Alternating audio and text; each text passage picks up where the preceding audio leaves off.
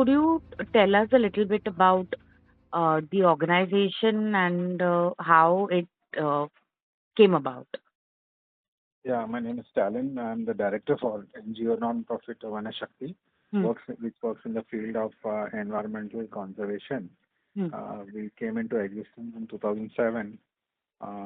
Came in primary. We were what do you call? We were conceived with the when the Forest Rights Act had been implemented, and but subsequently we have taken on a much larger role in conservation. We do education, awareness, ground restoration, ground intervention, monitoring pollution, restoring degraded areas, protecting wildlife corridors, so wetlands, mangroves, etc. So it's a big scale of operations that we are currently on.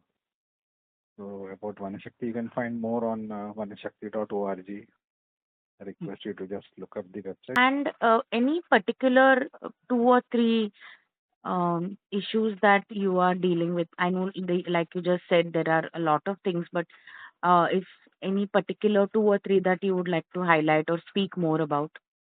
Well, if you see, we are fighting very bitterly in the courts as far as the policy changes or the laws, legal changes that have happened. For example, post facto forest clearances, environment clearances, PRZ clearances. We've in fact stopped all of this from getting operational because the fundamental rule in that conservation or in the legal framework is to protect, not to allow or facilitate destruction.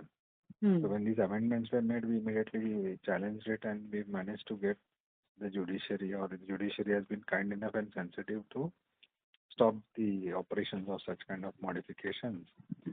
Coming to the ground level work in Maharashtra, we have been spearheading the wetland conservation efforts. And it's only after we went to court in 2013 that the High Court of Bombay was pleased to order a stay on construction or reclamation or destruction of wetlands. So that stay continues even today, and we are fighting for getting all the wetlands notified and protected. We are also working on the Ulhas River. Now it's more than a decade since we started. We've been monitoring the river very closely even today and for the last 10 years. And we have managed to get all the corporations involved. There are four municipal corporations which were not treating their sewage. Hmm. And finally, all the corporations have set up sewage treatment plants. One is yet to comply, but the work is going on. Eventually, the river will not get any kind of untreated sewage. And the government already paid fines of about 100 crores in the Supreme Court for polluting the river. Hmm. So there is greater awareness in the government machinery also that someone is watching and the courts are appraised of the situation. So they need to get their act together. And Hmm. significantly, I would say we have been fighting a very very prolonged battle, maybe 14 years or more, which is for securing a section of the Western Ghats in southern Maharashtra called the Savantwadi Dodamarg Wildlife Corridor. This is about a 30-kilometer stretch in the Western Ghats where wildlife, Schedule 1 wildlife, and all kinds of mammals, birds, and whatever you can, what are protected under the Indian Wildlife Protection Act, are using this corridor to stay and to migrate from one sanctuary to the other, Hmm. which is the Anshi Dandeli Sanctuary, the Bhimgarh Sanctuary to Radhanagari. It's a corridor. It's called the Sahyadri Konkan Corridor. Hmm. So after 14 years, the court has finally declared that those areas through which these wildlife you passes and uses will be declared as an eco-sensitive area. So that has been one of our instrumental successes, I would say, after so many years. So we managed to protect the area from getting ravaged by mining because there were more than 50 odd mining leases which were supposed to be getting operational in that entire belt. That would mean that the wildlife would get scattered and destroyed. Hmm. There was no place left for the wildlife to move. So Hmm. eventually they would get wiped out. So these are some of the battles that we are fighting. To pick one, it would be difficult for us. Every battle is close to our hearts, and of Hmm. course we are the pioneers in cleaning up the mangroves to restore the mangroves which are degraded. Our plantations. We also do a lot of women's empowerment in tribal areas where tribal women are given fruit-bearing saplings and help to monitor and nurture them so that eventually they get some income. So Hmm. our canvas is quite big, so we can't really pick one or two. Hmm. And of course, there is a monumental Sevare battle which we fought Yes. alongside other citizens, Yes. which got a lot of publicity. But we try Yeah. and keep a low key when we are doing all this. We really don't chase fame. For us, the effect is more important. And the result has been that the court has also taken cognizance of our efforts and appointed us on committees to protect Hmm. the environment. So we're happy about it. Yes. Hmm. What are some of the challenges that you face when you fight for these causes? The systemic rot which has set in the last 10 years, especially, is the biggest challenge because the system is too reluctant to even try and protect because Hmm. the pressure to destroy is so great and it's coming from the highest office. Hmm. So it's a very tough ask to find any official or officers who are willing to do their duty to protect. See, because our law is very clear. Hmm. There is no law in our entire legislature, our documents which say that you can destroy something. It's all meant to protect. Hmm. But having said that, we find that the government departments are wary and they don't want to because they are scared of displeasing the political masters. Hmm. And the political class in India, I would say 90% of them are environmentally ignorant and illiterate. Hmm. So the 10% who are there really don't help make much of a difference because their voices are drowned.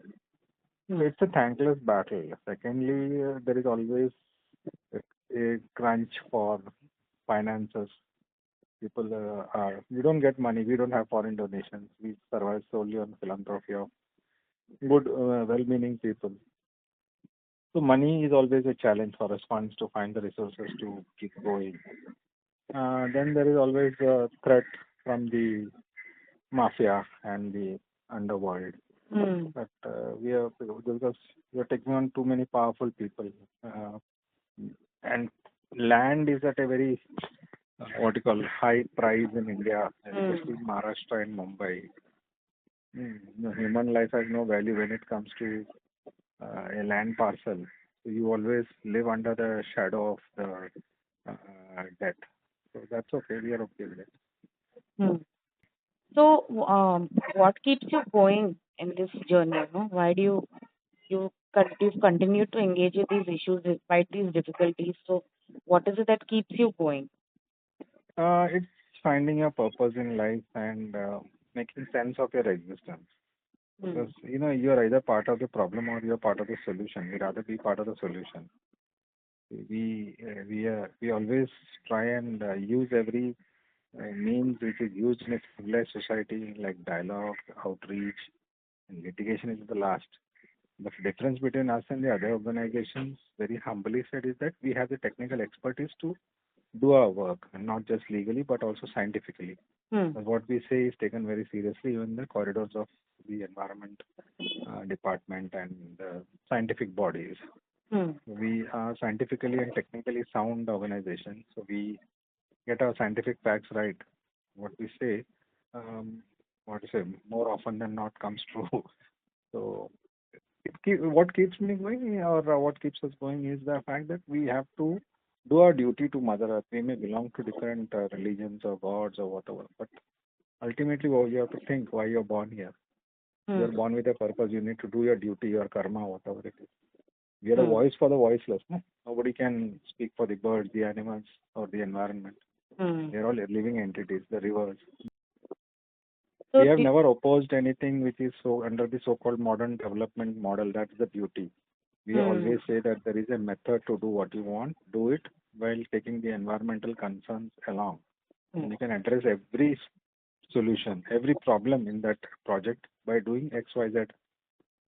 And it's a question of just having the political ears who will listen to what we say. And if they don't listen, that's when things get tough.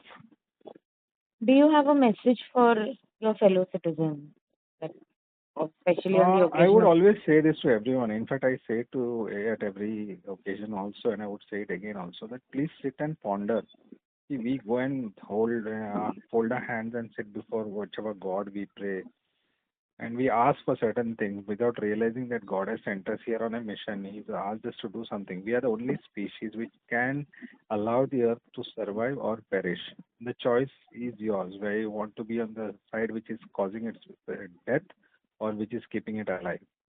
Take your sides and do something which resonates with your conscience. And that, I would say, is a prayer to God.